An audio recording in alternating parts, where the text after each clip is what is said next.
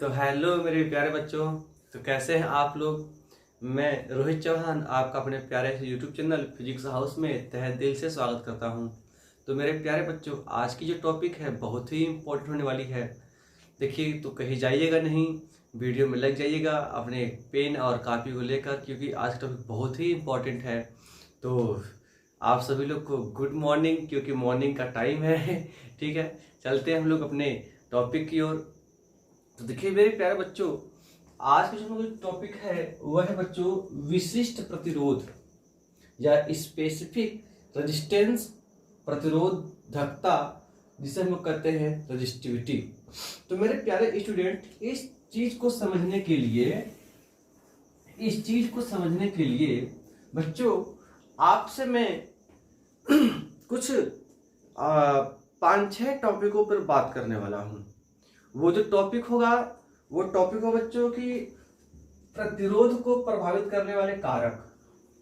पहले आप प्रतिरोध को प्रभावित करने वाले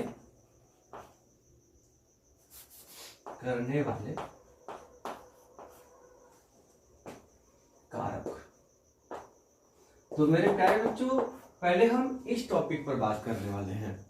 मतलब पहले कौन कौन सी ऐसी चीजें हैं जो बच्चों प्रतिरोध को इफेक्ट कर सकते हैं, उनको बच्चों बदल सकते हैं।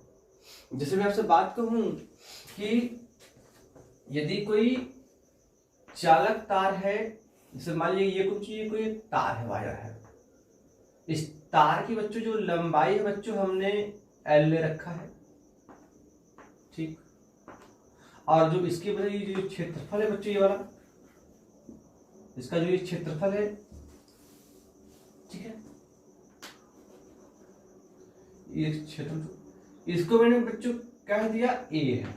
अब देखिए, अब अगर बच्चों ये वायर है किसी कंडक्टर का, कोई एक कंडक्टर वायर है, ठीक है, तो इसके पास बच्चों कोई ना कोई रेजिस्टेंस तो होगा ही।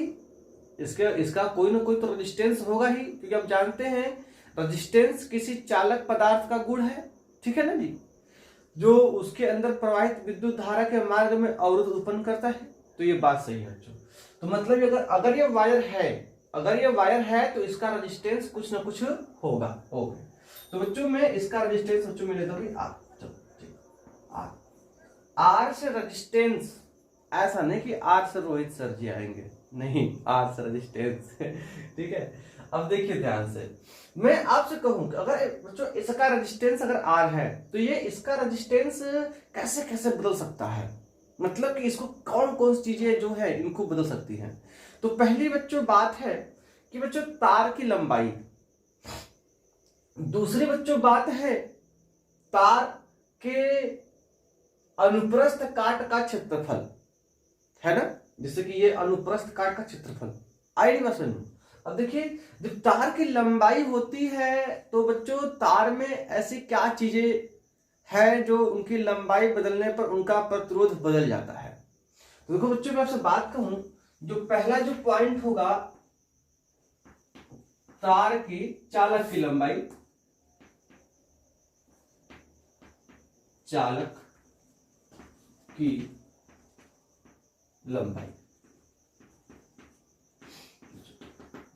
पहली बात तो जो चालक की लंबाई, तो इसमें हम लोग क्या है, चालक तार का प्रतिरोध, चालक तार का प्रतिरोध, चालक की लंबाई की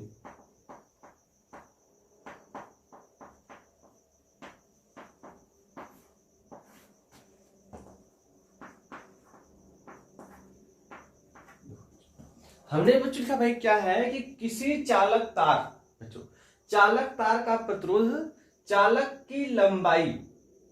कोई एक चालक तार है बच्चा, जो इसका जो प्रतिरोध होगा उसके लंबाई के अनुक्रमानुपाती होगा। मतलब क्या है, जितना लंबा आप तार लेंगे उसका प्रतिरोध बच्चों अधिक होगा। मतलब क्या है बच्चों, चालक तार की लंबाई बढ़ा देने पर प्रतिरोध बढ़ जाता है। अनुक्रमानुपाती ने बताया था आपको ना, मतलब कि मैं भी बढ़ूं तो आप भी बढ़ो। अगर मैं आपसे बात कहूं कि मैं एक ही पदार्थ के मैं 2 वायर लूं, जैसे कि मैं एक वायर ले लिया, यह भी वायर बच्चों कापर का है, अब बच्चों ये भी वायर बच्चों कापर का है, दोनों के दोनों वायर कापर के हैं, एक ही पदार्थ के हैं, ठीक है। अब दोनों की मोटाई भी समान है, दोनों की मोटाई बच्चों समान है, लेकिन दोनों की लंबाई अलग अलग है कि नहीं, है कि नहीं बच्चों। तो आप पूछ जी सभी कापर का तार जो चाहे वो कितना लंबा हो चाहे वो कितना छोटा हो, सबका प्रतिरोध एक जैसा होगा? नहीं बच्चों, अलग अलग तार का एक ही पदार्थ वो भले हो, अगर उनकी लंबाई मोटाई सेम है तो प्रतिरोध सेम होने वाला है। लेकिन मैं कहूं कि इनकी मोटाई तो सेम है, इनकी मोटाई तो सेम है, लेकिन इनका जो लंबाई है बच्चों वो एक दूसरे से कम अधिक है। तो बच्चों ये जो कापर का तार है यह भी कापर का ही तार है, एक ही पदार्थ है, मैंने पदार्थ को बदला नहीं है। इसकी मोटाई ए लेकिन लंबाई ए, ठीक। मोटाई मतलब क्या है, उसका जो अनुप्रस्थ का जो क्षेत्रफल ल जी। अच्छा, लेकिन बच्चों इसकी लंबाई बच्चों अधिक है। अगर बच्चों इस बात में ये L1 है बच्चों, ये L2 है, तो मैं आपसे कह दूं कि L2 ग्रेटर देन L1। मतलब क्या बच्चों, जो L2 लंबाई है L1 से बड़ा है, तो इसका जो प्रतिरोध होगा बच्चों, जो R2 होगा वह बच्चों क्या होगा भैया, R1 से, मतलब कि इसके प्रतिरोध से क्या बच्चों अधिक होगा। मतलब कि जितना लंबा आप तार लेंगे उसका प्रतिरोध बच्चों बढ़ता जाएगा। मतलब ये हमको मिला कि किसी भी चालक तार का जो प्रतिरोध है बच्चों, चालक तार के लंबाई के अनुक्रमानुपाती है, अर्थात चालक तार की लंबाई को बढ़ाने पर चालक तार का प्रतिरोध बढ़ जाता है। इस बात को आप लोग नोट करेंगे कि अर्थात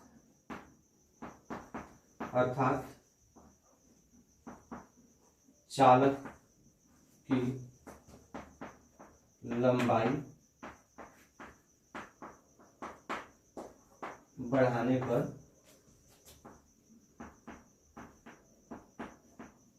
प्रतिरोध भी बढ़ जाता है।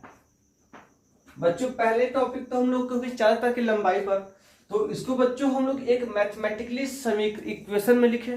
तो मतलब क्या भाई, किसी भी चालक तार का जो रेजिस्टेंस है वो प्रोपोर्शनल टू होगा बच्चों लंबाई के। इक्वेशन नंबर 1 बच्चों हमने इसे इक्वेशन नंबर 1 मान लिया ना जी। अब हम लोग बात करते हैं बच्चों दूसरी चीज की। अच्छा, दूसरी चीज की देखो बच्चों, अब देखिए बच्चों यहां पर ये बात तो हो गई, ठीक है। चलो अभी पहले मैं रेजिस्टेंस को बात कर लूंगा, उसके बाद जो 2-3 जो इंपॉर्टेंट टॉपिक है उसको मैं बाद में बात करूंगा। अभी देखिए दूसरी बात बच्चों, दूसरी बात है बच्चों कि चालक की अनुप्रस्थ काट का क्षेत्रफल बच्चों ये देखो बच्चों, अगर मैं आपसे बात कहूं किसी भी चालक तार का जो प्रतिरोध होता है, चालक तार का प्रतिरोध चालक की अनुप्रस्थ काट के क्षेत्रफल ए के व्युत्क्रमानुपाती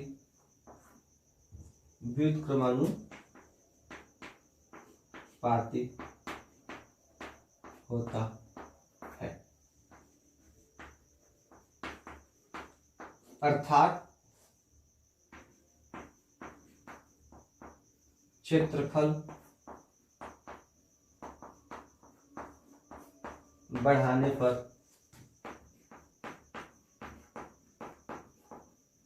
प्रतिरोध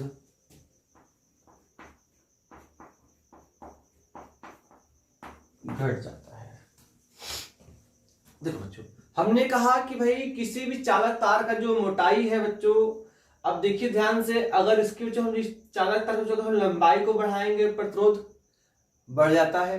लेकिन अगर आप इसकी लंबाई को छोड़कर अगर आप इसकी मोटाई को बढ़ाते हैं तो मोटाई बढ़ाने के साथ साथ क्या होगा बच्चों, चालक तार का जो प्रतिरोध होगा क्या बच्चों, वो क्या होगा, घट जाएगा। क्या होगा बच्चों, घट जाएगा। आइए दोस्तों देखिए, चालक तार का प्रतिरोध चालक की अनुप्रस्थ काट के क्षेत्रफल A के व्युत्क्रमानुपाती होता है, अर्थात क्षेत्रफल बढ़ाने पर प्रतिरोध घट जाता है। प्रतिरोध बच्चों घट जाता है। आंसर में अगर मैं आपसे बात करूं, अगर मैं दो वायर लूं बच्चों एक ही धातु के, बच्चों एक ही धातु के दो वायर, ये बच्चों इनकी लंबाई बच्चों मैं एक जैसे लेता हूं, लंबाई को मैं एक जैसा लेता हूं, ये इसकी लंबाई L, ठीक बच्चों। अब देखो ध्यान से, दोनों की लंबाई बच्चों मैंने लिया है एक जैसा, लेकिन दोनों का बच्चों लंबाई तो सेम हो गया, लेकिन इसका क्षेत्रफल बच्चों A1, इसका क्षेत्रफल बच्चों A2। अब मैं आपसे बात कहूं कि जो दूसरा तार है, दूसरे तार का जो क्षेत्रफल है बच्चों वो A2 ग्रेटर देन A1, मतलब कि पहले वाले तार के प्रतिरोध से बड़ा है। तो बच्चों पहले तार का जो क्षेत्रफल बच्चों बड़ा है, इस दूसरे तार का क्षेत्रफल पहले तार के क्षेत्रफल से बच्चों बड़ा है। तो अब ध्यान दीजिए बच्चों, जब इसका जब क्षेत्रफल बड़ा है तो बच्चों इसका प्रतिरोध क्या होगा बच्चों, घट जाएगा। तो मतलब क्या, जो दूसरे तार का प्रतिरोध R2 पहले तार के प्रतिरोध R1 से बच्चों घट जाएगा, क्या कम हो जाएगा, क्या बच्चों कम हो जाएगा।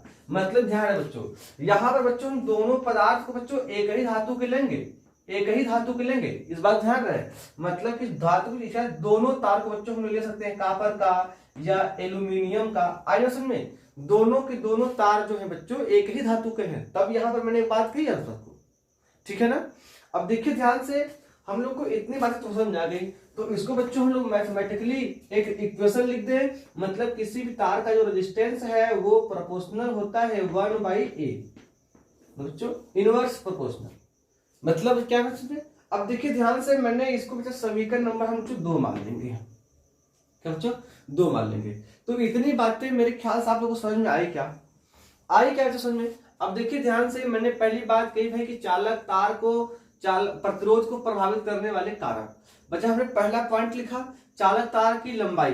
बच्चों चालक तार का प्रतिरोध चालक की लंबाई के अनुक्रमानुपाती होता है, अर्थात चालक की लंबाई बढ़ाने पर प्रतिरोध भी बढ़ जाता है। मतलब क्या है बच्चों कि अगर लंबाई बढ़ाएंगे तो प्रतिरोध भी बढ़ जाएगा।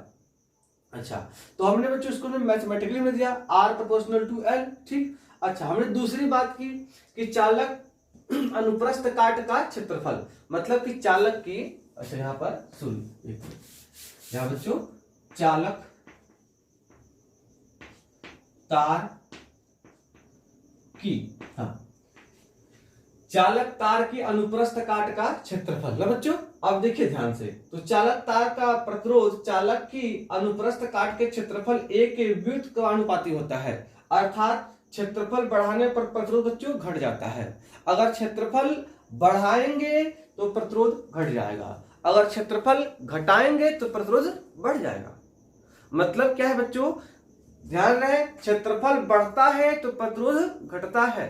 अब ध्यान रहे, अगर मैं आपसे बात कहूं, यहां पर अगर बच्चों में लिखा आपसे ये A की वैल्यू है, अगर मैं यहीं पर लिखूं, ये अगर A है, A अगर ऊपर की ओर बढ़ रहा है तो प्रतिरोध बच्चों नीचे की ओर बच्चों घटेगा। आगे बात समझ में, अगर A का मान बच्चों बढ़ेगा तो प्रतिरोध बच्चों घटेगा, A उठेगा तो प्रतिरोध गिरेगा। लेकिन यहां पर प्रतिरोध का लंबाई से कि बच्चों अगर जो इसका जो तार की जो लंबाई होगी बच्चों, ये अगर उठेगा तो बच्चों इसका जो रेजिस्टेंस है ये भी बच्चों उठेगा। मतलब अगर लंबाई बढ़ेगी तो प्रतिरोध भी बढ़ेगा, अगर लंबाई घटेगी तो प्रतिरोध भी घटेगा। अगर लंबाई बच्चों अगर गिरेगा तो प्रतिरोध भी बच्चों गिरेगा। आगे बात समझ में, लंबाई घटेगी तो प्रतिरोध भी घटेगा। अगर यहां पर क्षेत्रफल उठेगा तो प्रतिरोध गिरेगा, अगर क्षेत्रफल गिरा तो प्रतिरोध बच्चों उठ जाएगा, है ना, एक दूसरे के व्युत्क्रमानुपाती। आईडी बात समझ में, बहुत ही इजी कंसेप्ट मेरे ख्याल से आप लोग से समझ में आ गई होगी। तो बच्चों समीकरण नंबर 1 और समीकरण नंबर 2 को बच्चों लोग ध्यान देंगे, ठीक है ना। ये होगा समीकरण नंबर 1, समीकरण नंबर 2 बच्चों। इन्हीं दो समीकरण की सहायता से हम लोग समझने वाले हैं रजिस्टिविटी को, ठीक है। तो चलते हैं, मेरे ख्याल से आप लोग इतनी बात समझ गए होंगे। तो आप लोग इसको आप लोग स्क्रीनशॉट लीजिए, चाहे इसे आप लोग नोट कर सकते हैं, ठीक है। चलते हैं लोग आगे। अच्छा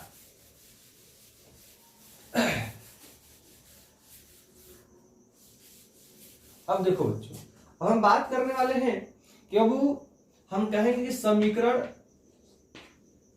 1 व 2 से। देखो बच्चों, तो समीकरण 1 क्या कह रहा है, R प्रोपोर्शनल टू L। समीकरण 2 कह रहा है R प्रोपोर्शनल टू 1/a। तो मतलब क्या बच्चों, इसको मैं लिख सकता हूं L अपान A। क्या मतलब क्या है, किसी भी चालक तार का प्रतिरोध R to L upon A जी। मतलब क्या है बच्चों की, प्रतिरोध चालक तार की लंबाई के अनुक्रमानुपाती जबकि क्षेत्रफल के व्युत्क्रमानुपाती। मैंने समीकरण नंबर 1 और समीकरण नंबर 2 से मैंने तो इसका मैंने निर्माण कर दिया। अब मैं पूरी में बोर्ड साफ करूंगा, ठीक। देखो बच्चों,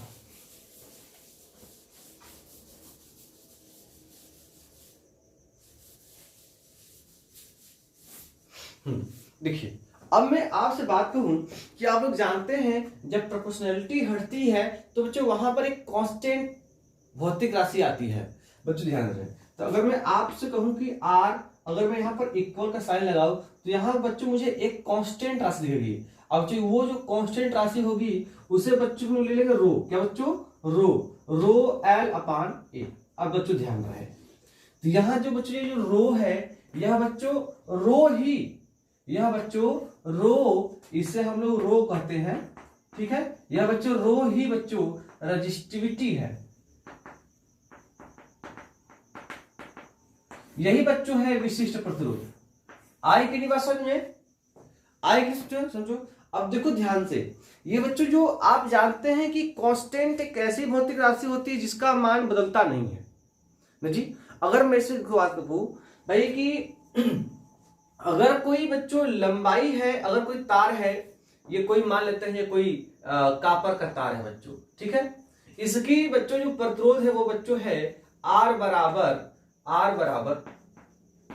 4 ओम। क्या बच्चों, 4 ओम, ठीक है। R बराबर 4 ओम। इस तार की लंबाई जो कुछ भी हो, मैं करता क्या हूं, इस तार की लंबाई को बच्चों मैं खींच दूं। क्या बच्चों, खींच दूं। अगर मैं इसी तार को अगर मैं बच्चों खींच दिया तो बच्चों इसका जो प्रतिरोध हो गया बच्चों, इसका प्रतिरोध होगा तो बच्चों 8 ओम। क्या बच्चों, 8 ओम। मान लेते इसका प्रतिरोध R डैश बन जाएगा। इसका प्रतिरोध बच्चों होगा बच्चा जो बदला हो प्रतिरोध वो हो जाएगा R डैश हो जाएगा, वो बच्चों हो जाएगा 8 ओम। लेकिन ध्यान रहे, मैंने इसकी लंबाई को खींच दिया, लंबाई बढ़ेगा तो बच्चों प्रतिरोध बढ़ेगा, ठीक है। आप ध्यान दीजिए, लेकिन कापर के तार का ये भी है बच्चों, इसका भी सोचिए, इसका प्रतिरोध 4 ओम। इसी तार को मैंने खींचकर इतना लंबा कर दिया जिसका प्रतिरोध बच्चों हो गया हमारे ख्याल से 8 ओम।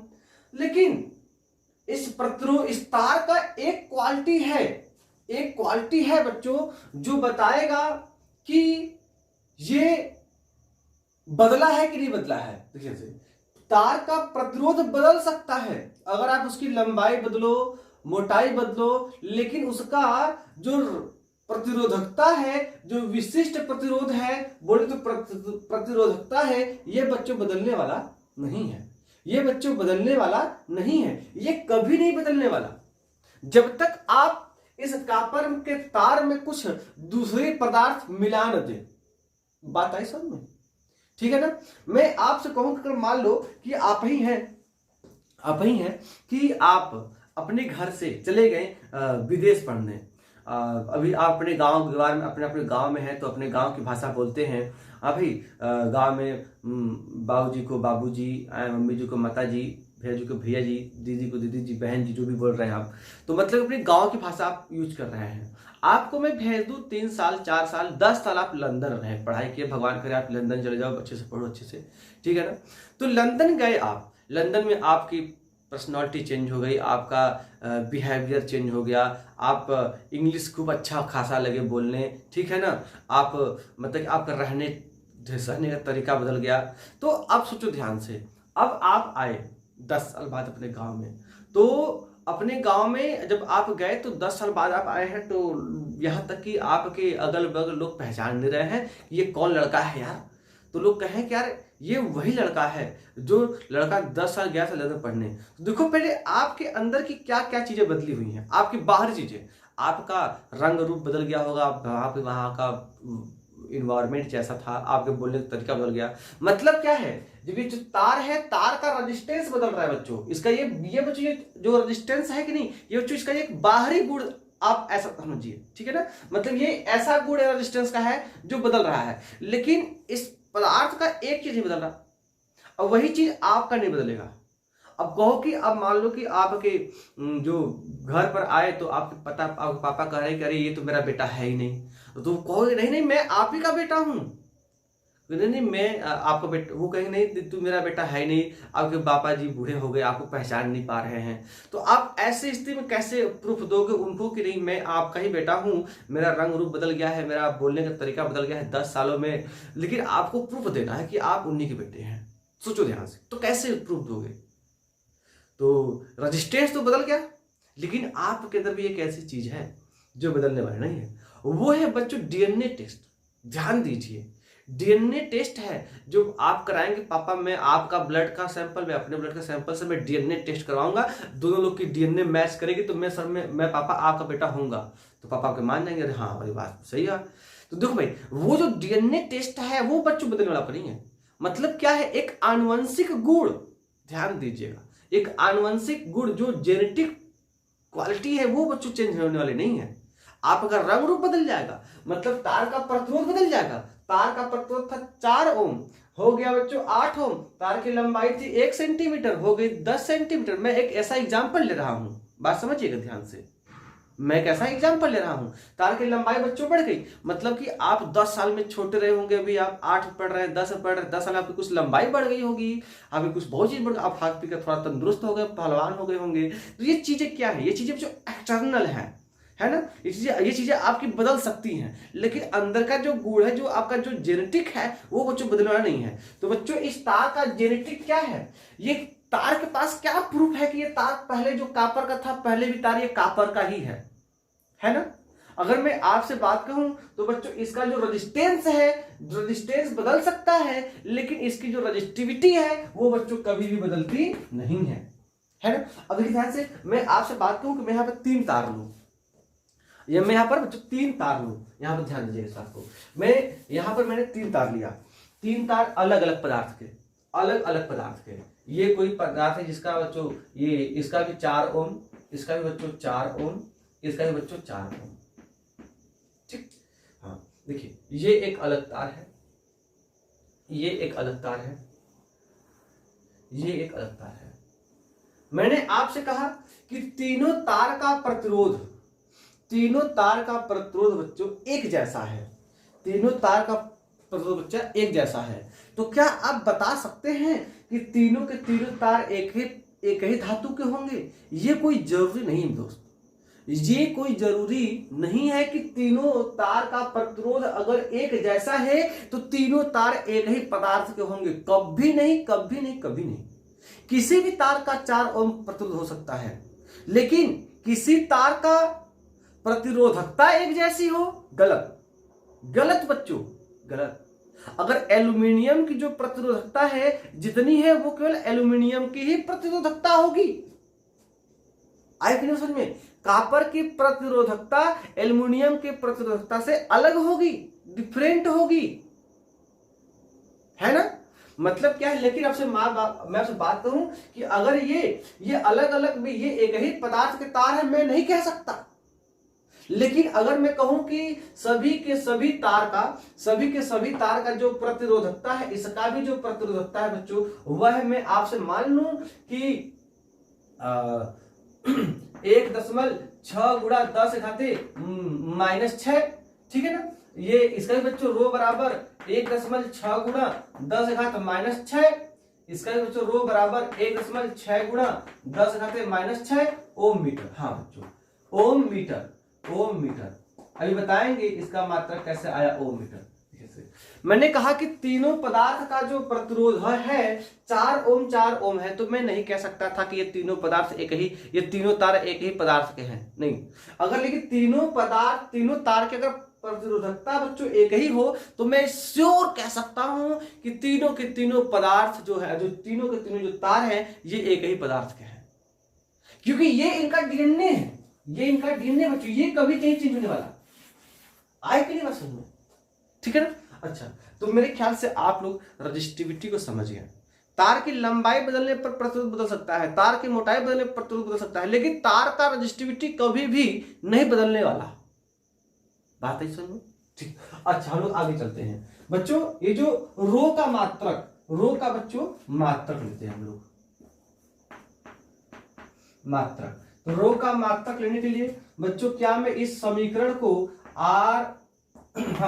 रो बराबर में लिख सकता हूं R A अपान के L। क्या बच्चों, इतना तो मैं कर सकता हूं ना, तो इसे इतना तो भाई आप लोग भी जानते हैं।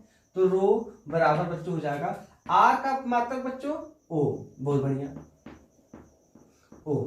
अच्छा, ये बच्चों क्षेत्रफल है, क्षेत्रफल का मात्रक क्या था बच्चों, मीटर स्क्वायर। ठीक, यहां बच्चों आप गुणा भी लिख सकते हैं, डैश तो कोई दिक्कत नहीं है। देखिए, और लंबाई का मात्रक बच्चों मीटर। बहुत बढ़िया। 1 मीटर से बच्चों 1 मीटर कटेगा तो क्या बन जाएगा बच्चों रो का मात्रक बच्चों ओम मीटर। बच्चों इसको लोग सांकेतिक रूप में लिख देंगे ओम मीटर। वीडियो कहीं से कट नहीं रही ना। अब मेरे ख्याल से बच्चों, अच्छा ओम मीटर, रुको ध्यान से, इसको सांकेतिक रूप से बच्चों हम लोग लिख सकते हैं ओम मीटर। ठीक, आई क्या समझ? हाँ सही है, देखिए। अब बच्चों ध्यान रखना बच्चों, ये माइनस का चिन्ह नहीं है जी, ये बच्चों गुणा का चिन्ह होता है, ठीक है ना। किताबों में भी लिखा होता है डैश, उस डैश का मतलब है बच्चों गुणा चिन्ह होता है मात्रक के बीच। आएगा समझ ना, ओम मीटर। आप देखिए ध्यान से। तो मेरे प्यारे बच्चों, इतनी बातें आप लोग समझ में आ गई है। तो हम लोग एक हाथ दो इफेक्ट करने वाले कारक जो प्रतिरोध करते हैं, हम उस पर और चर्चा करते हैं। अच्छा, तो मेरे ख्याल से आप रजिस्टिविटी समझ गए बच्चों, आई बात समझ नहीं समझ आई? ठीक, हम लोग चलते हैं आगे। अब देखिए बच्चों, हाँ, जो एक अगली जो बेटा जो प्रभावित करने जो कारक है, उससे हम लोग बात करने वाले हैं, ठीक है। हाँ भाई, चालक का तापमान। देखिए बच्चों, अगर मैं आपसे बात करूं भाई तापमान, टेम्परेचर, तो बच्चों मैं यहां पर आपसे बताऊंगा दो पदार्थ। देखिए बच्चे कंफ्यूज होते हैं कि ताप का प्रभाव कैसे होता है, ताप का बढ़ने से प्रतिरोध कैसे बढ़ेगा, कैसे घटेगा। तो बच्चों ध्यान रहे, मेरे पास पहले मैं आपको दो पदार्थ, एक पदार्थ होता है बच्चों चालक। क्या बच्चों, चालक। आप जानते हैं चालक किसे कहते हैं, जिनमें विद्युत धारा फ्लो होती है। और एक वस्तु होता है जो कुचालक, और तीसरा बच्चों अर्धचालक। क्या बच्चों,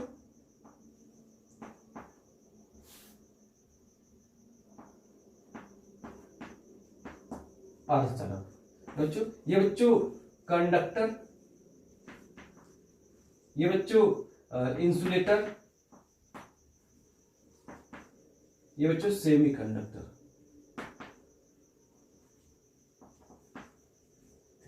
बच्चों में इन दो पदार्थों की बात करने वाला हूं, चालक। देखो बच्चों, ये जो अर्धचालक पदार्थ होते हैं ना, जैसे कि हमारे ध्यान में बच्चों सिलिकॉन होता है और एक जर्मेनियम होता है। ये जो बेटा इनकी भी जो प्रतिरोधक होती है ना, ये ताप बढ़ाने पर, पहले मैं अर्धचालक की बात करूंगा, सेमी कंडक्टर की बात। देखो बच्चों, जो अर्धचालक होते हैं, अर्धचालक का प्रतिरोध ताप बढ़ाने पर घट जाता है, ताप बढ़ाने पर घट जाता है। बच्चों मैं कहूंगा कि अर्ध चालक का प्रतिरोध ताप बढ़ाने पर घट जाता है। देखो बच्चों, ये मैंने अर्धचालक के लिए लिखा है बच्चों। इस बात का ध्यान रहे, ये केवल और केवल अर्धचालक के लिए बात है। लेकिन बच्चों जब चालक की बात आती है तो जस्ट का उल्टा बच्चों, जो चालक होता है उसे चालक का प्रतिरोध ताप बढ़ाने पर बच्चों बढ़ जाता है। इस बात को ध्यान रहे, बढ़ जाता है जी, बढ़ जाता है। बहुत ही इंपॉर्टेंट बात है, बढ़ जाता है, बहुत ही इंपॉर्टेंट है। इसका मतलब क्या है? चालक, चालक बच्चों मतलब कंडक्टर, कंडक्टर जी, कंडक्टर जैसे एल्युमिनियम कॉपर हो गया। कंडक्टर का प्रतिरोध ताप के अनुक्रमानुपाती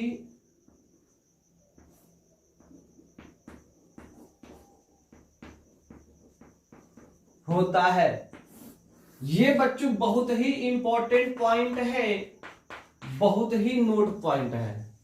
देखो ध्यान से बच्चों, जो सेमीकंडक्टर होते हैं ये ऐसे पदार्थ होते हैं जिनकी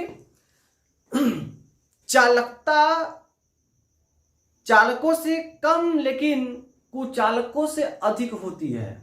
मतलब कि इनको थोड़ा सा भी अगर एनर्जी दिया जाए तो ये अपने अंदर इलेक्ट्रिक करंट को फ्लो होने देते हैं। मतलब बात समझिएगा, सेमी कंडक्टर का मतलब होता है कि ये अपने अंदर इलेक्ट्रिक करंट को फ्लो नहीं करते हैं, लेकिन इन्हें थोड़ा एनर्जी दिया जाए, इन्हें थोड़ा गर्म किया जाए तो बच्चों ये अपने अंदर विद्युत धारा को फ्लो करने लगते हैं। तो मतलब ये बच्चों कि इनका प्रतिरोध जो होता है वो बच्चों घट जाता है ताप बढ़ाने पर। बात आई समझ में?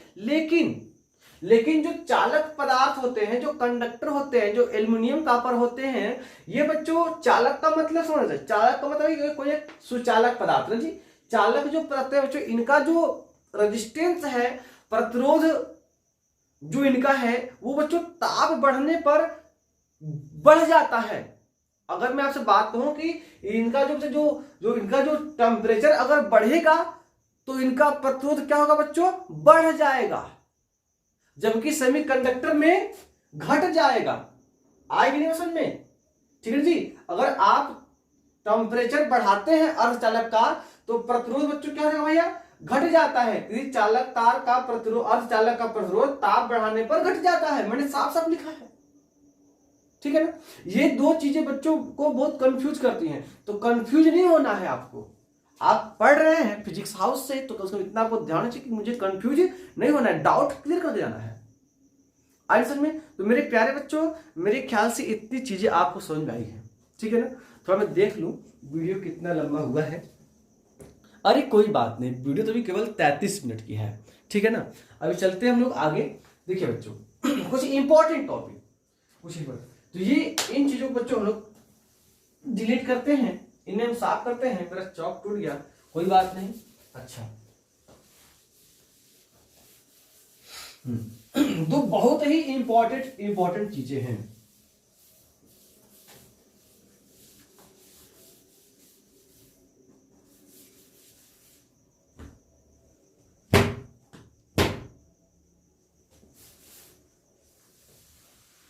हाँ देखिए बच्चों, अब आप लोग नोट करेंगे और ये जो नोट है बहुत ही इंपॉर्टेंट है, गजब का इंपॉर्टेंट है, गजब कंसेप्ट है।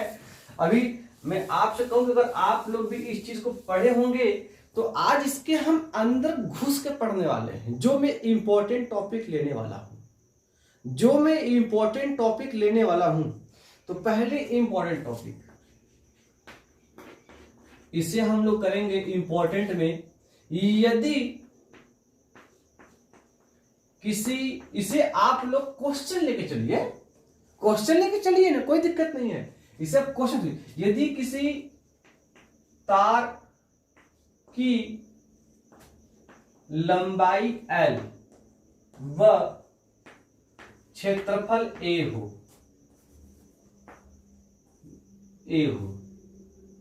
ठीक है बच्चों। अच्छा, किसी तार की प्रारंभिक लंबाई, ठीक है, किसी तार की यदि किसी तार की प्रारंभिक लंबाई L व प्रारंभिक क्षेत्रफल A है, ठीक है। यदि तार की लंबाई, यदि तार को खींचकर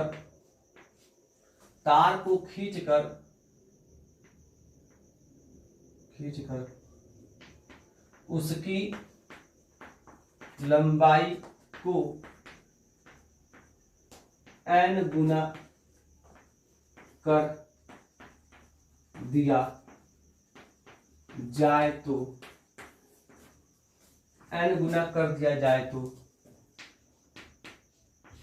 तार का नया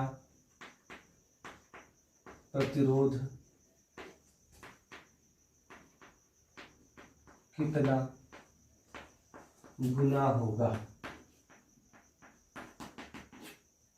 बच्चों ध्यान दें सबको, मैंने आपसे कहा किसी तार की प्रारंभिक लंबाई L।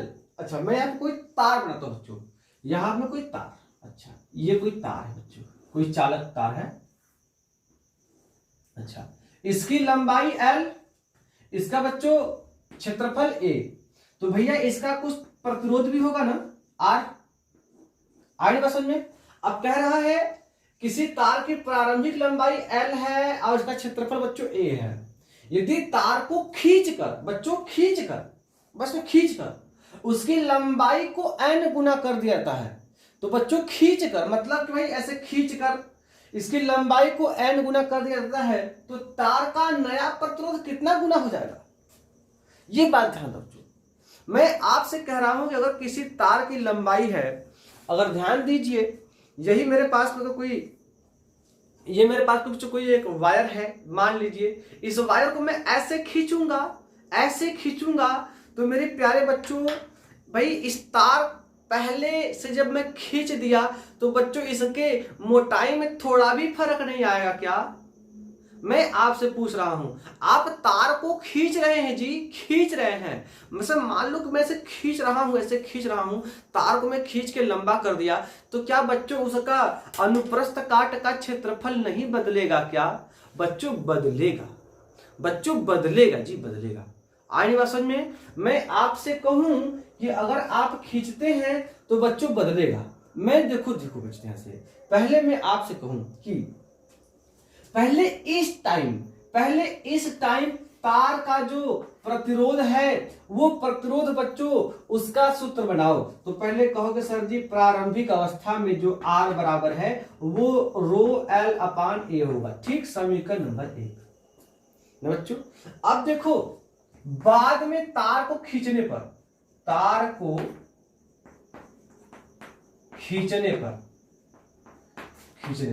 बच्चों देखो ध्यान से, लंबाई बच्चों, तार को मैंने क्या किया भैया, इसको खींच दिया, ऐसे खींच दिया, तो जो तार के बच्चों लंबाई कुछ बदल जाएगी ना भैया। मैंने इसको तार को भैया कितना खींचा है, n गुना कर दिया, मतलब जो तार को जो खींचने पर जो लंबाई L जो आ रही है वो बच्चों पहले वाली लंबाई की n गुना, मतलब प्रारंभिक लंबाई की बच्चों n गुना, ये n गुना आए कि नहीं बात समझ में? बात ध्यान दीजिए, मैंने कहा बच्चों n गुना, तो मतलब ये जो बच्चा ये खींचने की बाद वाली लंबाई है, ये प्रारंभिक लंबाई है, तो मैंने किया भैया खींचने की बाद वाली लंबाई को बच्चों मैंने मान लिया L डैश। तो L डैश है जो पहले वाली तार की लंबाई का बच्चों L n गुना है। तो मेरा ख्याल सबसे ध्यान देना, क्या बच्चों इसका जो क्षेत्रफल है वो क्षेत्रफल बच्चों, इसका क्षेत्रफल भी तो बच्चों कुछ बदलेगा ना जी। बच्चों इसका क्षेत्रफल कितना होगा, इसका क्षेत्रफल, पहले बात ध्यान दो, इसकी लंबाई l डैश, इसका बच्चों जो क्षेत्रफल बच्चों वो a डैश ना जी, वो इसका क्षेत्रफल a डैश, इसका क्षेत्रफल a डैश। अच्छा मेरा आपसे प्रश्न है कि पहले a डैश का मान निकालो, पहले a डैश का मान निकालो।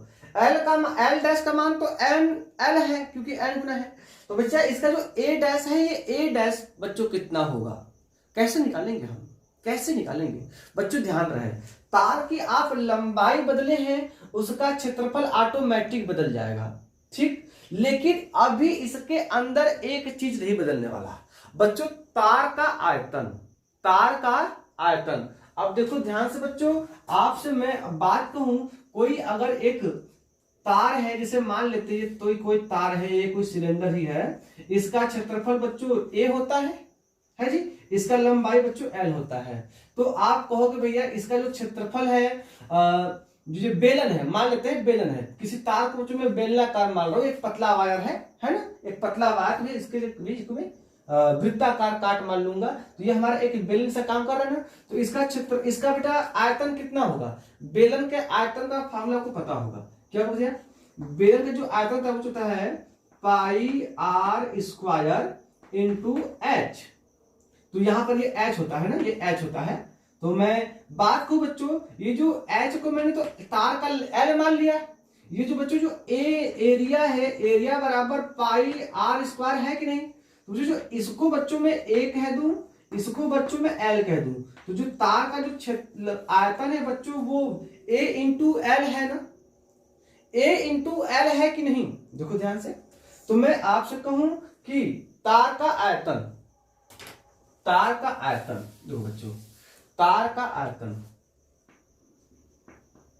तार का तार का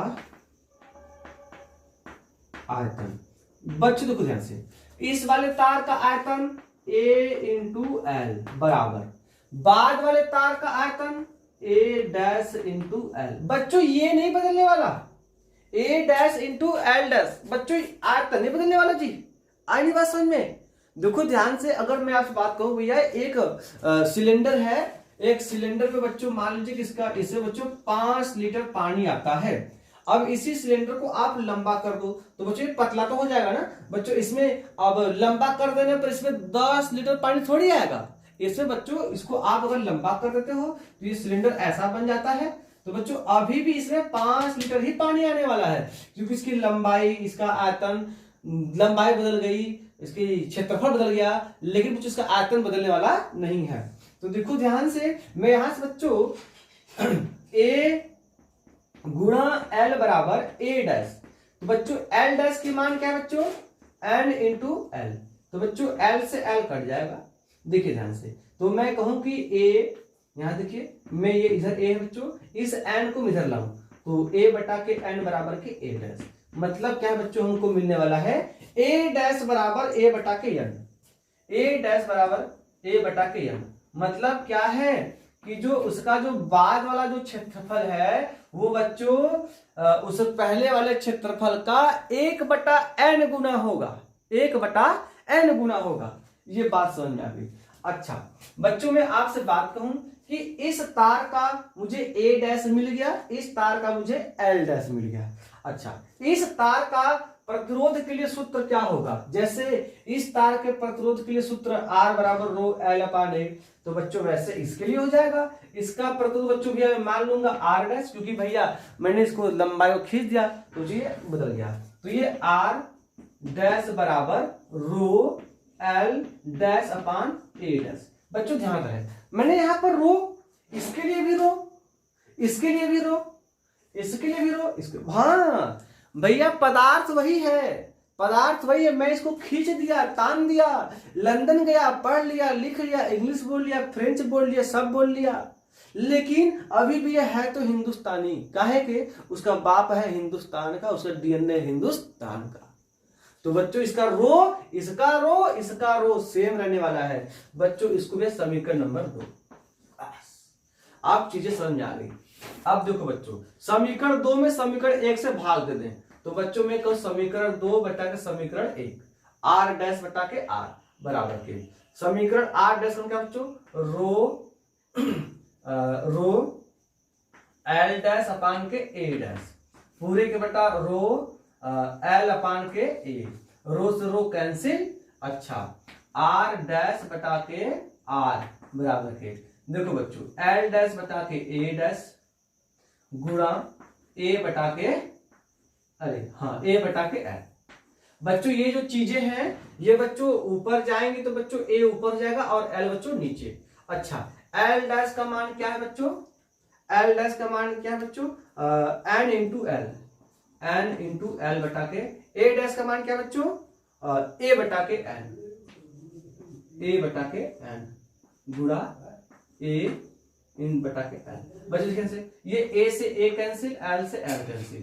देखो बच्चों अब मुझे कभी भी मिला को ये r डैश बटा के r ये r डैश बटा के r दिख रहा है दिख रहा है बोर्ड में देख लो पहले। हाँ दिख रहा है बहुत अच्छा दिख रहा है ठीक है यहाँ से।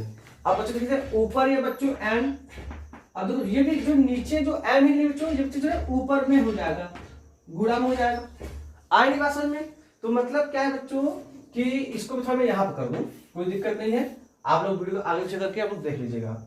देखिए तो बच्चों ये r डैश बटा के r बराबर बच्चों ये हो जाएगा n स्क्वायर। तो मतलब कि r डैश बराबर बच्चों n स्क्वायर r। अगर मतलब इसका ये मिला हम लोग को कि यदि किसी तार का लंबाई को मैं n गुना कर रहा हूं तो उसका जो बाद का जो प्रतिरोध होगा इसके पहले वाले प्रतिरोध का n स्क्वायर गुना होगा बात को ध्यान रहे। ये चीजें आपको समझ में आ गई क्या? इसका आप लोग स्क्रीनशॉट ले सकते हैं ठीक है ना खूब अच्छे से एकदम बेहतरीन तरीके से। इस पर थोड़ा हम लोग एक आध दो न्यूमेरिकल देख लेते हैं ठीक। अच्छा देखिए ध्यान से। अब बच्चों मैं आपसे बात करूं कि मान लीजिए किसी तार का जो प्रतिरोध है बच्चों वह है 25 ओम। क्या बच्चों 25 ओम। अच्छा इसको बच्चों खींच कर 4 गुना अच्छा 2 गुना चलो 2 गुना कर दिया जाता है लंबाई को बच्चों। ये लंबाई को बच्चों खींच कर इसकी लंबाई को 2 गुना कर दिया जाता है तो नया प्रतिरोध क्या होगा बच्चों? तो आप कहेंगे नया प्रतिरोध बराबर के n स्क्वायर इंटू r। ये पुराना वाला प्रतिरोध ये नया वाला प्रतिरोध तो ये r डैश बराबर n का मान कितना बच्चों 2 गुना मतलब कि 2 का स्क्वायर गुना 25 ना बच्चों। r डैश कितना हो जाएगा जी इसका मान कितना 2 गुना के 4 गुना 25 मतलब कितना बच्चों जाएगा 100 ओम। लो बहुत सिंपल समझ में। अगर मैं आपसे बात करूं एक और सवाल ले लीजिए ठीक है। देखिए इसको मैं साफ कर दूं। अब देखिए ध्यान से। अगर मैं आपसे बात करूं बच्चों की किसी तार का जो प्रतिरोध है बच्चों वो ठीक है। इस तार का जो प्रतिरोध है बच्चों वो है हम लोगों को 800 ओम। क्या बच्चों 800 ओम है इसकी। अब बच्चों इसकी लंबाई को बच्चों 1 बटा के 4 गुना इसकी जो बच्चों लंबाई को 1 बटा 4 गुना कर दिया जाता है। तो बच्चों इसका नया प्रतिरोध क्या होगा? इसका नया प्रतिरोध क्या होगा? मैंने कहा कि इसकी लंबाई को 1 बटा 4 गुना मतलब कि तार को खींचा नहीं गया है तार को दबाया गया है तेजी से भी किया गया है। जब दबाएंगे तो बच्चों उसका जो प्रतिरोध होगा वो बदलेगा जरूर तो उसकी लंबाई बदल रही है। तो आप कहेंगे कि बच्चों जब लंबाई 1 बटा के 4 गुना हो रहा है तो मैं इसका जो नया प्रतिरोध है r डैश बराबर n स्क्वायर गुना r। तो बच्चा r डैश बराबर n का मान बच्चों 1 बटा के 4 का स्क्वायर बच्चों जाएगा यहाँ पर गुणा आर डैश बराबर बच्चों 800। तो आर डैश बराबर 1/16 गुणा के 800। देखिए यहाँ से तो कितना रहेगा आर डैश बच्चों 16 एकम 16 16 पंजा 80 50 है ना। अच्छा अब देखो बच्चों जिस टाइप से हमने लंबाई वाले रिस्पेक्ट में पढ़ा है उसी टाइप से बच्चों हम लोग क्षेत्रफल वाले में भी पढ़ेंगे। आई की नहीं बात समझ में, तो इस बात को आप ध्यान रहे, ठीक है बच्चों ना। तो अब देखिए ध्यान से, तो देखो बच्चों, तो मैं आपसे बात कहूं, यदि किसी तार का, वही चीज है, तार का क्षेत्रफल n गुना करने पर जो